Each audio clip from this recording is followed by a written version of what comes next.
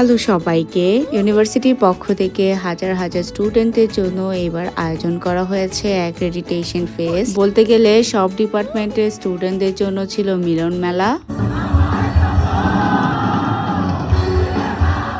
আসসালামু আলাইকুম এভরিওয়ান। আজকে হলো আমার বাপের বাড়িতে আমার নায়রের প্রথম দিন। আর সকালবেলায় উঠে আমাদের বুয়া আন্টি রুটি বানিয়েছে আর আমরা এগুলা খাচ্ছিলাম সকালবেলায় আসলে মুড একদমই খারাপ থাকে সবার। ব্রেকফাস্ট শেষ করে অনেকক্ষণ টেবিলে বসে আড্ডা দিলাম আর খুব কষ্টে নিজেকে তুললাম যে রেডি হতে হবে। আর আজকে যেহেতু আমাদের অ্যাক্রেডিটেশন ফেস্ট আছে, তাই ভাবলাম যে না, একটু মন দিয়ে ভালোভাবে রেডি হয়। আর যেহেতু দিনের বেলায়, তাই ভোরে ভোরে সানস্ক্রিন আমি অ্যাপ্লাই করেছি। স্কিনে যত ধরনের প্রবলেম হোক, আমার মনে হয় যে ট্যানিং হওয়াটা সব থেকে বাজে জিনিস। তাই আমি ভালোভাবে আমার স্কিনটা প্রেপ করে নিয়েছি অ্যান্ড আমার ফেভারিট হোয়াইটেনিং আপ ক্রিমটা দিয়েছি। এইগুলা তোমরা আমার কাছে পেয়ে যাবে ফ্রি ডেলিভারিতে। তারপর আমি আমার বেস মেকআপটা করে নিচ্ছি। এটার একটা টিউটোরিয়াল ভিডিও আমি অলরেডি আপলোড করে দিয়েছি, তোমরা দেখেছো অনেকেই। এদিকে আমি তাসবির সাথে কথা বলতে বলতে অনেক মেকআপ করেছি, তাই অনেকটাই লেট হয়ে গেছে। আমার মেকআপ করতে প্রায় 45 মিনিটস লেগেছে। আর যে পরিমাণ গরম পড়েছে, একটু পর পর আমার মুখ ভরে ভরে পানি খেতে হয়। এই গরমে কিভাবে এত সেজেগুজে থাকবো আমি নিজেই জানি না। আর ইউনিভার্সিটিতে যেহেতু আমি হিজাব করি, সবাই আমাকে হিজাবে দেখতে অভ্যস্ত, তাই আমি এটা আর ছাড়লাম না, এটাই করলাম। আর এই হিজাবের কথা অনেকে জিজ্ঞেস করেছো। এটা আমার আম্মুর হিজাব। আমার আম্মু যা মনে আছে এটা মিমি সুপার মার্কেটের একটা দোকান থেকে কিনেছিল। দোকানের নামটা আসলে আমার মনে নেই। এই জুতাটা আমি চায়না থেকে অর্ডার করে এনেছিলাম, আজকে প্রথমবারই পরবো। আর এই জুতাটা আমি ঈদের সময় অর্ডার করেছিলাম ঈদে পরবো বলে, কিন্তু আমার কাছে এটা আসতে 2 মাসেরও বেশি সময় লাগে, যেহেতু মাঝখানে একটু যুদ্ধ হয়েছিল। এই যে আমি রেডি। আমি ভেতরে যে ইনারটা পরেছি, এটার কথা অনেকে আমাকে জিজ্ঞেস করেছো। তবে এটা অনেক আগের একটা গাউনের সাথে আমি ফ্রি পেয়েছিলাম, ওই ইনারটাই আমি রেখে দিয়েছি।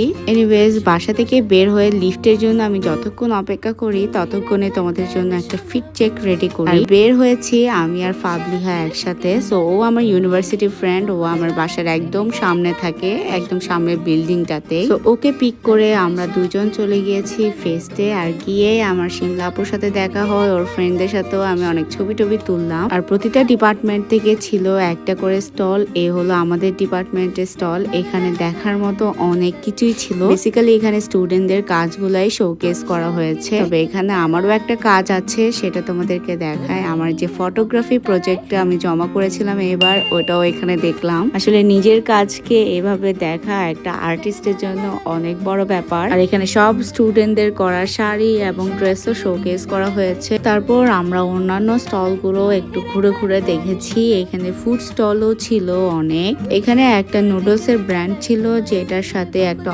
অফারে বায়োস্কোপ দেখার সুযোগ ছিল। তবে আমি সুযোগটা নিয়ে আমার ফ্রেন্ডই নিয়েছে।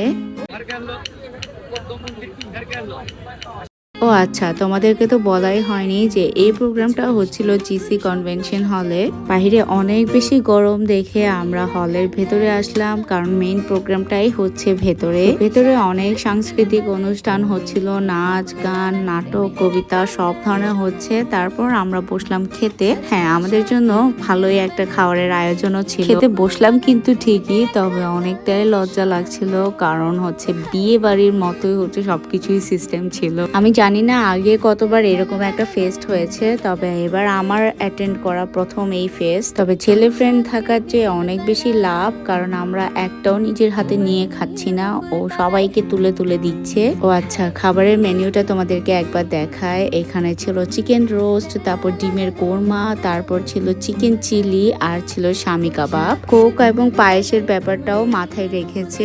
অনেক বেশি মজার ছিল এই পায়েসটা। খাওয়া দাওয়া শেষ করে আমরা খুব কষ্টে একটা জায়গা খুঁজে পেয়েছি বসার জন্য, কারণ অনেক স্টুডেন্টরাই জায়গা ধরে বসে আছে।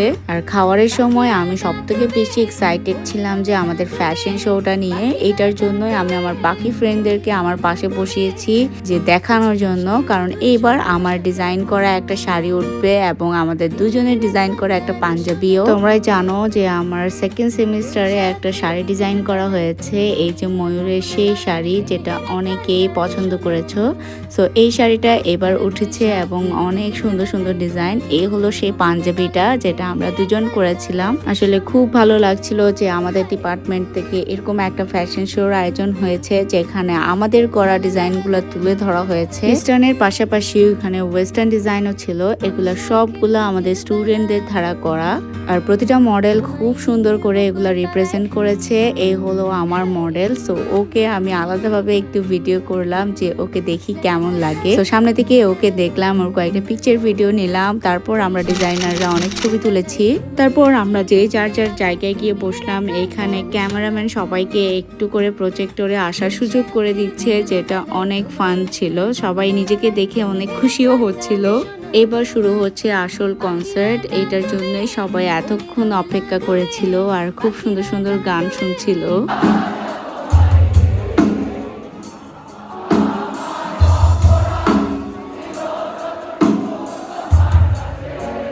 তবে একদল এমনও আছে যারা নিজেদেরকে গানের সাথে আটকাতে পারে না, এত বেশি নাচানাচি করছে। ওরা ভুলেই গিয়েছে যে এত গরম পড়ছে, তার মধ্যে ওরা এত এনজয় করছে।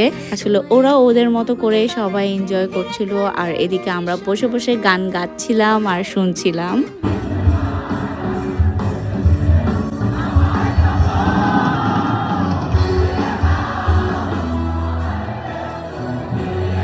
আসলে এবার আমি কনসার্টটা বসে পুরোটাই এনজয় করেছি।